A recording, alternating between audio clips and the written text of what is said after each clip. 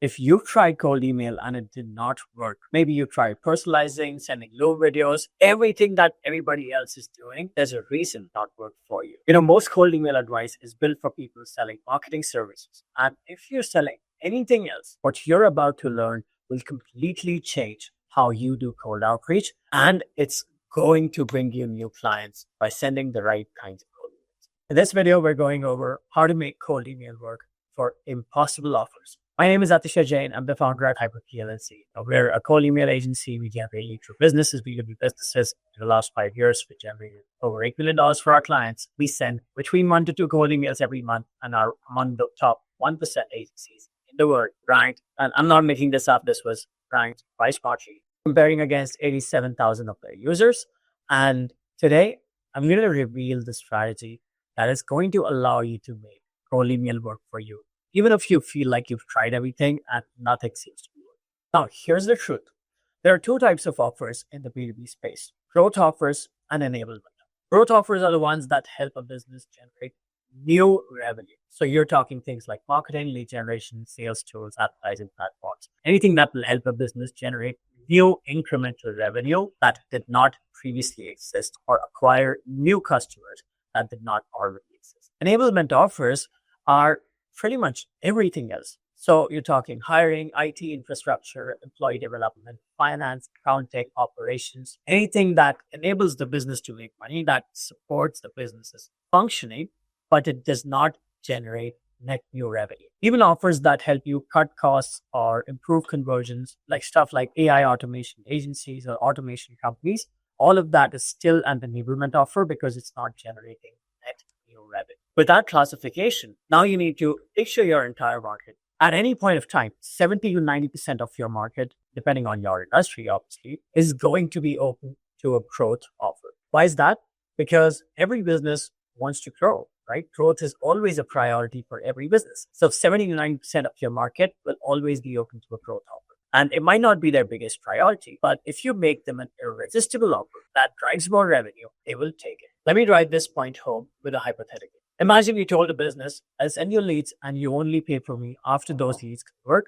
And you have massive social proof, which proves that you're not a scammer. You already know, you know what you're doing. Most of this 70 to 90% in this shaded circle, most of them will buy from you, even if marketing is not their priority, because no business lose if they get more customers, right? Growth is always relevant. That's the benefit with selling a growth offer. Now, that's the benefit with selling a growth offer. Growth offers are always active.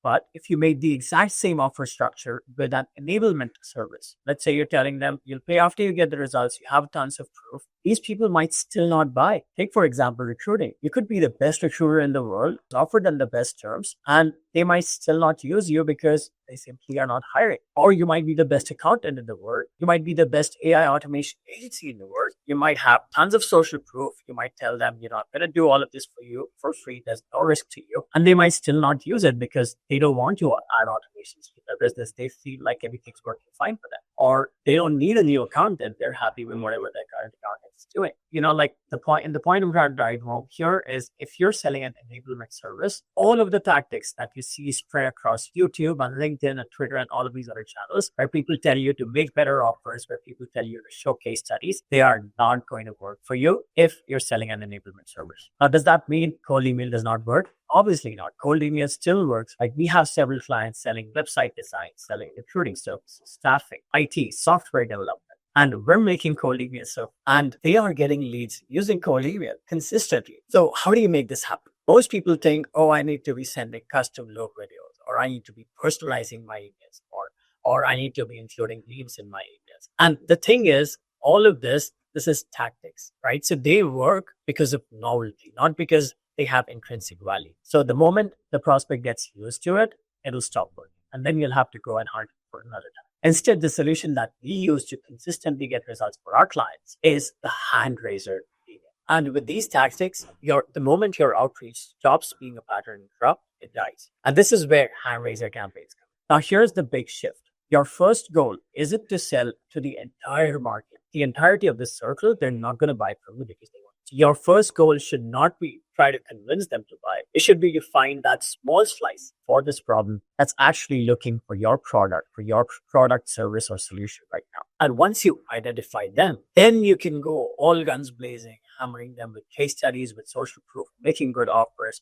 and convincing them to choose you versus all of the other providers to solve that problem. But you first need to identify the slice that has your problem. Think about it this way. If a man's full, no amount of desert, even the best chef is not going to be able to feed him more. But if you find a man that's starving, he will eat raw food and he'll be grateful for it. So you need to find the market. You need to find the piece of the pie that's starving for your solution. And hand-raiser campaigns help you do exactly that. Now, the objective with all of this is you want to reach out to your entire target audience, everybody in your market, and determine whether or not they are in the market for a solution like yours. And here's the problem. Because cold outreach has evolved and it's become easier relatively to send emails at scale, everybody gets bombarded with low quality outreach, long emails, unsolicited pitches when they don't even know they can solve a problem. And this makes it harder for you to send a simple email asking people if they need your service because it'll just send you to spam. So you can't just send an email saying, "Hi, do you want help with X service?"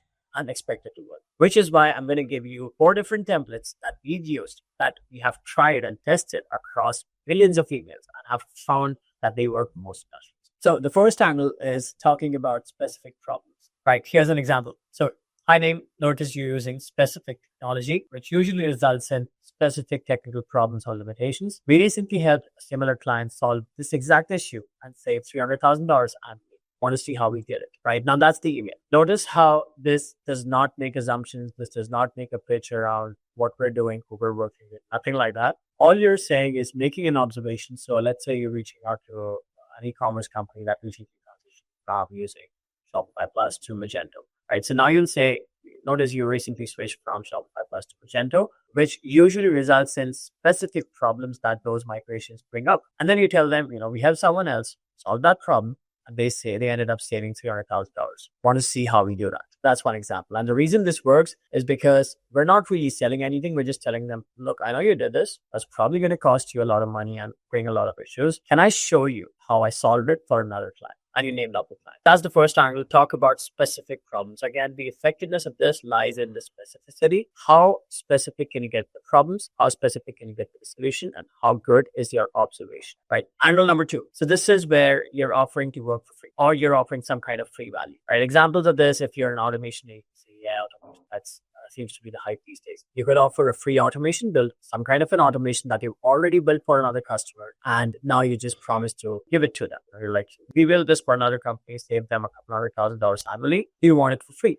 That's an amazing offer. And this will filter out people who are struggling with that problem. So whoever is struggling with that problem, they'll want that solution for free. Now, the key part here is when you give them the free solution, it should solve a part of the problem and not the whole thing. Right. The next idea is a free content sample or a free video edit. So, it depends on the offer. If you're a content agency, you could write a free content sample, offer to send it to them. If you're a video editing agency or if you're a video agency or any kind of creative agency, you could offer a free video edit. And you don't have to do it before you send them the email. You can do it later after they've already responded to you, after they've shown you that they are interested in getting that free thing. Because this tells you that they are problem aware, that they are potentially looking for a solution. If you're a development shop, development company, you could do a free pilot or a demo. If you're an accountant, you could offer to tell them, look at your numbers, tell you how much you might save without getting into too much detail, without signing NDAs. I could give you an estimate for how much you could save or new grants that you could claim or redemptions you could claim that would help reduce your tax bill. So there's always an angle that you can use here. Now, the key thing to remember here is with AI, all of this free work, this free value can be very easily productized. For example, you can make your prospects custom looking pilot products, demos, websites, video scripts, even actual videos and creatives and content. UGC, all of it. You can do all of that using AI by creating a good template and then personalizing that to your prospect and then sending it over. This does 2 things. One is it tells you that this prospect is actually in the market. They're trying to solve the problem that you solve. And 2, without taking up a lot of your time, it establishes you as someone who values the prospect because you ended up doing custom work just to help the prospect, right? So that's the beauty of this. Again, one example campaign that we run, loved your LinkedIn content. So this is for an agency that does LinkedIn course, right? So a lot of people struggle with that. So love your LinkedIn content, but I don't see you post very often. So you're highlighting the problem. I went ahead and wrote you a file like the post using the same formula that I used to get. And this is a creator in their niche. Recent post blowing up and the results from this post. Want me to send it over. So again, you're establishing yourself as an expert. You work with someone in their space, someone that they respect and admire. We send this campaign to all of the followers of this creator, right? And this creator had 50,000 followers. So we sent it to everybody. And now imagine like you follow someone, you already know them. We tell you, we recently helped them blow up their content and want me to send it over. And you can just take this, again, this template, you can modify this to your industry. My goal here is just to keep it. So you can change it for your industry, but you can see how effective this is super shortly. Another one here. So the third angle is you use your competitors or, not your competitors, but your prospects competitors, and you use that in your, for example, I first name one of your large competitors and you named out that competitor is using solution mechanism to achieve. Actually, let me just go through this example first. So let's say you're an app development agency or an AI automation. So let's say you are targeting development company or, let's say whoever you're targeting, say your big competitor that everybody in your industry knows is using, or not everybody in your local area that you think is a competitor. They are using offshore dev shops for all their iOS apps and their development. So angle number 3 is using your prospects competition in your email. Now this does two things. One is it shows that you understand that industry because you know who their competition is. And two, it creates FOMO. So this leverages psychology where someone's doing it. People think highly of the person who's doing it. They naturally want to imitate that person. So here's an example. I name a relevant competitor in your space is getting, again, using the same offer as before LinkedIn content, but this competitor is getting 40 to 80 warm organic inbound inquiries every month from LinkedIn. Want to see how you could do something similar without paying for it. Diluting your brand with LinkedIn on. Right. So like that's the template. You could use this for accounting. Again, let's say you could say this big company is claiming section A, section B, section C in grants and redemptions and saving $1 million a year using those redemptions. Want to see how you could do something similar without specific pain point, whatever that pain point is, right? Or there might not be a pain point. If you're helping them save taxes, there is no pain point, like without doing anything shady. So and again, the reason this works so well is think about all the celebrities, the hip hop stars, the rappers, right? People try to copy them. Like whatever they do ends up becoming fashion. People want to copy them because they want to be like them. That's why referencing your competitor, referencing your prospect's competitor here, at least learn what it is that you're doing so that they can become like this competitor who they respect. So it's important to use a respected large competitor, not some small firm that they don't even know about. Now, the fourth angle is finding out a cost gap, right? So here, I'll take this sequence as an example. Let's say, you're sending an email saying industry leader, again, a big competitor in their industry spends 1.5 million a year on their Salesforce license to do X, Y, and Z. Now, again, this is for someone who's selling a solution that's similar to Salesforce, that's either a competitor to Salesforce or, like something that has to do with Salesforce. You're basically saying this large company spends $1.5 million a year on their Salesforce license to be able to do this, or on Salesforce, or the license, but this large company spends $1.5 million a year on Salesforce to do X, Y, Z. We built a system that allows you to do X, Y, Z. Again, you obviously don't have to repeat those verbatim, but to solve the same problem for a tenth of the cost, want to see how much that could save you. Good call to action here. You're not asking for a call. You're not sending them a video. You're just telling them, look, there's this large company. They're spending so much money to do A, B, and C. We built a system that also does the same thing for a tenth of the cost. You want to see how much money you could be saved. Simple email, 2 sentences.